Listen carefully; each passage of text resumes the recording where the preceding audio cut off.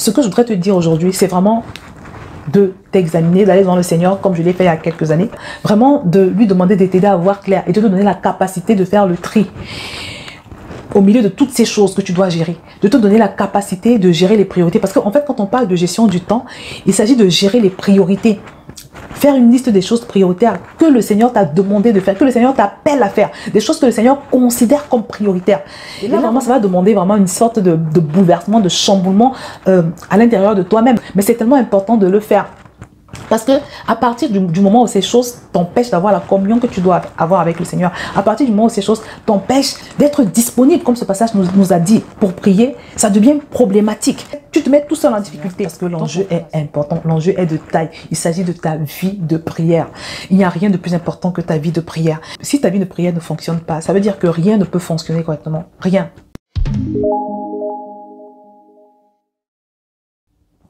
Bonjour à tous, bienvenue sur Vie TV. Aujourd'hui, on va parler de ta vie de prière. C'est un sujet hyper important parce que, comme je le dis toujours, tout ce qui n'est pas fait dans la prière n'est pas fait du tout. Donc, on pourra avoir beaucoup de projets, beaucoup de bonnes intentions, mais tant qu'on n'a pas vraiment prié pour cela, on ne peut pas vraiment les atteindre. Parce que le monde, bien si vous voulez, la vie est d'abord spirituelle avant d'être naturelle. Tout ce qui existe a d'abord été créé ou conçu spirituellement avant d'exister sur le plan naturel. Et donc, aujourd'hui, je voudrais vraiment t'inviter à veiller sur ta vie de prière comme la parole de Dieu nous le dit. Et on va d'ailleurs commencer par lire un verset. Je vais donc lire la parole de Dieu dans 1 Pierre chapitre 4 au verset 7. C'est la version Semeur. La fin de toute chose est proche. Menez donc une vie équilibrée et ne vous laissez pas distraire afin d'être disponible pour prier. Donc cette parole nous demande, elle est claire, elle nous demande de mener une vie équilibrée afin d'être disponible pour prier. Parce que mes bien-aimés, il y a un rapport entre la vie équilibrée que tu peux mener et une vie de prière et ta disponibilité pour prier.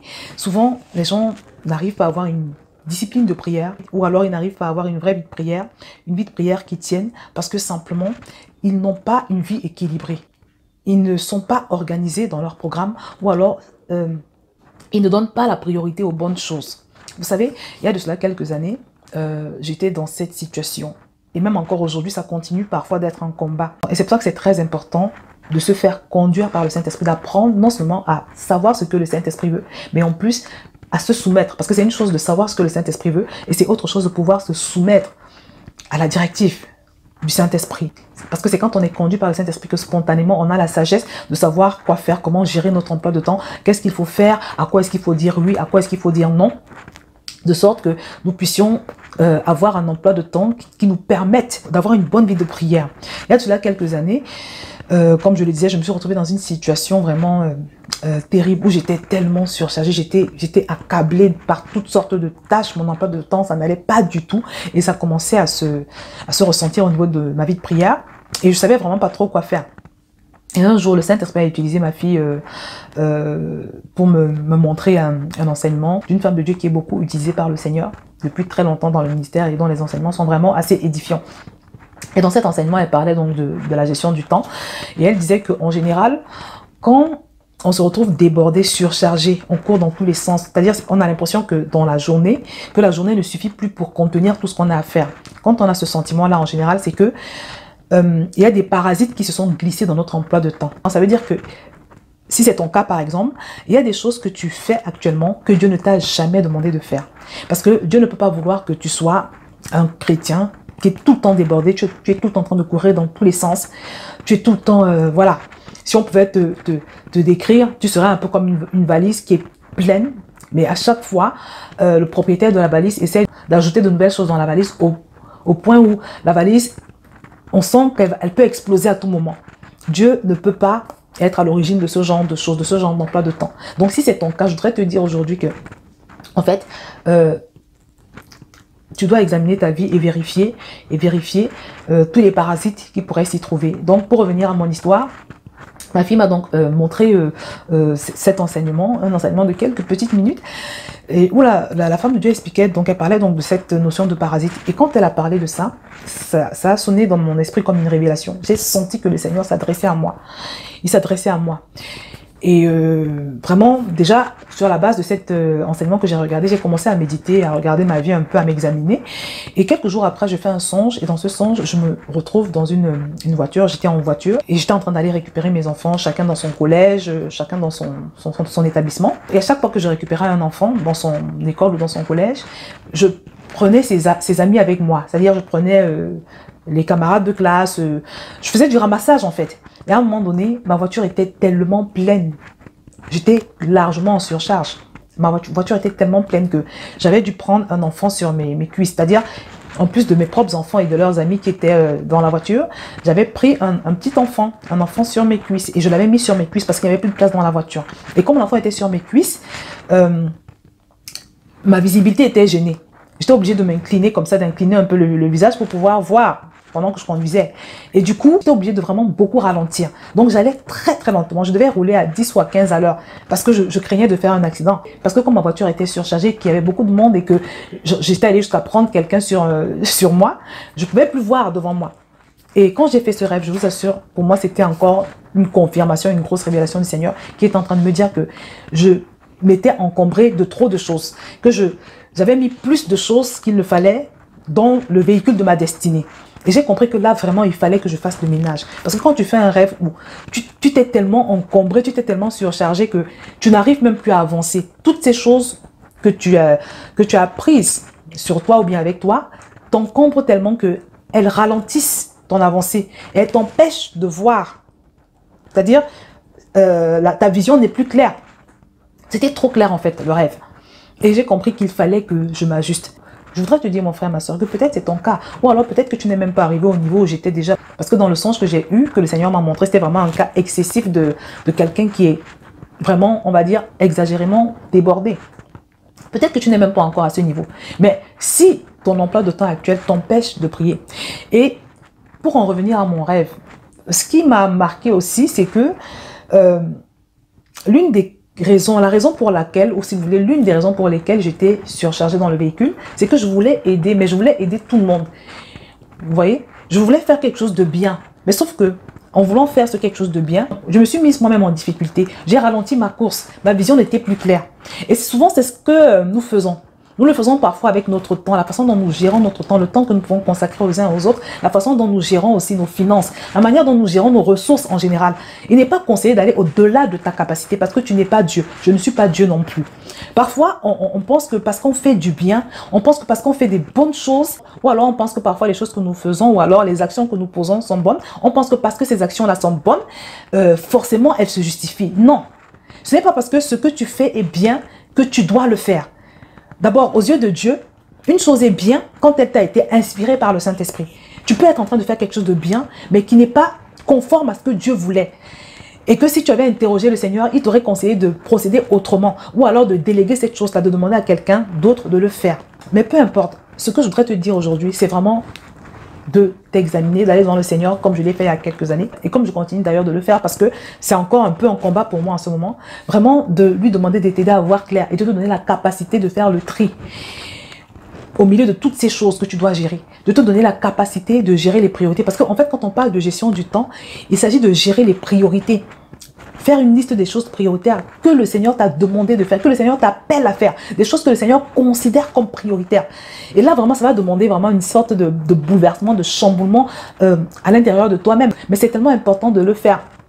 Parce que à partir du moment où ces choses t'empêchent d'avoir la communion que tu dois avoir avec le Seigneur, à partir du moment où ces choses t'empêchent d'être disponible, comme ce passage nous a dit, pour prier, ça devient problématique. Tu te mets tout seul en difficulté. Donc mon frère, ma soeur, je voudrais aujourd'hui t'inviter à aller simplement devant le Seigneur parce que l'enjeu est important, l'enjeu est de taille. Il s'agit de ta vie de prière. Il n'y a rien de plus important que ta vie de prière. Si ta vie de prière ne fonctionne pas, ça veut dire que rien ne peut fonctionner correctement. Rien. Donc, la priorité doit être accordée au temps que tu donnes au Seigneur. La priorité doit être accordée vraiment à la disponibilité que tu peux avoir et que tu dois avoir devant le Seigneur parce qu'il est ta source. Parce qu'il est ta source en fait. Tu peux obtenir beaucoup de choses sans le Seigneur, mais elles ne sont même pas sécurisées. C'est Dieu qui donne la bénédiction, qui n'est suivie d'aucun malheur. C'est lui qui rend tes possessions durables. Donc mon frère, procède à cet examen personnel devant le Seigneur, dans la prière, même dans le jeûne, il ne faut pas hésiter. Et fais une liste Et demande au Saint-Esprit de te conduire dans cette liste que tu vas faire. Demande au Saint-Esprit de te montrer les priorités. De te montrer les priorités en sachant que la priorité des priorités, c'est Dieu. C'est ta relation avec lui. Quel est l'investissement que tu fais dans ta méditation de la parole de Dieu, dans ta vie spirituelle en général? Est-ce que tu as déjà eu à faire une formation biblique, par exemple, depuis que tu es né de nouveau, ou bien tu es là comme ça, tu te contentes d'avoir un petit message à gauche et à droite sur Internet? Est-ce que tu t'es inscrit à une formation? Est-ce que tu as pris le temps de chercher une bonne église que le Saint-Esprit pourrait avoir pour toi, où tu vas aller t'édifier, te former, vraiment renforcer ta foi, ton état spirituel? Est-ce que tu as pris le temps de chercher? Est-ce que tu as pris le temps d'interroger le Seigneur par rapport à cela? Si tu es dans un endroit où il n'y a pas d'église, par exemple, tu peux t'inscrire à l'école des passionnés de Dieu. Il y a beaucoup de gens qui ont été transformés, qui ont été renouvelés dans leur intelligence, qui ont connu, qui ont su leur identité en Christ et qui ont pris le dessus sur les esprits méchants qui les attaquaient dans leur vie. Il y a des gens qui ont été guéris, il y a des gens qui ont été libérés, il y a beaucoup de témoignages. Tu peux t'inscrire à l'école des passionnés de Dieu, même si tu habites en Chine, tu es dans un endroit, voilà, complètement pas chrétien, où tu n'as pas d'église à proximité. Tu as toutes ces possibilités. Tu as l'école des passionnés de Dieu, tu as d'autres possibilités sur Internet, mais c'est important que tu investisses dans ta vie spirituelle. C'est important que chez toi déjà, sur un plan personnel, en attendant de pouvoir trouver soit une bonne église, soit une bonne formation sur le plan spirituel, c'est important d'avoir des temps de méditation de la parole de Dieu. C'est important d'investir dans l'écoute des enseignements, des prédications, de connecter par exemple tous les dimanches à un culte en direct. Il y en a beaucoup. Il y en a beaucoup aujourd'hui. Donc vraiment, mettre Dieu en priorité. Et après, les autres choses vont suivre. Mais pour ces autres choses, comme je l'ai dit, laisse-toi conduire par le Saint-Esprit. Laisse-toi conduire par le Saint-Esprit et surtout, demande au Seigneur de te montrer les choses que tu dois retirer, les parasites.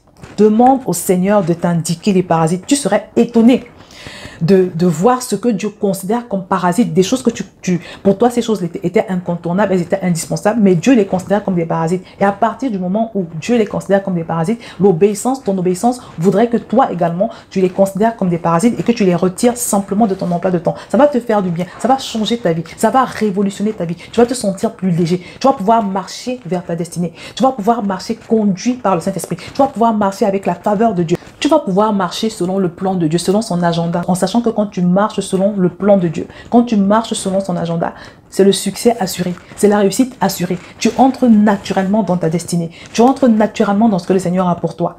Mais comme je l'ai dit, tout commence par redonner à Dieu sa place, décider de lui redonner la priorité par des actions concrètes, décider d'appartenir à une assemblée parce que Dieu veut que tu appartiennes à une assemblée. Ça fait partie du processus de la croissance spirituelle. Il veut que tu reçoives des enseignements, il veut que tu grandisses.